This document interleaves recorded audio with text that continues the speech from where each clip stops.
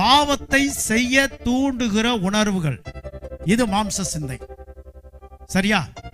இரண்டாவது, எதெல்லாம் அந்த மாம்ச சிந்தை? தனக்கு என்று நினைக்க சொல்லுகிற எண்ணங்கள், இது மாம்ச சிந்தை. சுயநலம் அப்படின்னு. இது என்னது? சுயம். மாம்ச சிந்தைன்னா என்ன சொன்னேன்? ஒண்ணு, கவனிச்சீங்களா? பாவ எண்ணங்கள், பாவ சிந்தை. பாவ சிந்தைன்னா என்னன்னு சிலருக்கு ஒண்ணுமே தெரியாத மாதிரி என்னை அப்படியே பேப்பேன்னு பார்க்கறது தெரியுது. பாவ சிந்தை.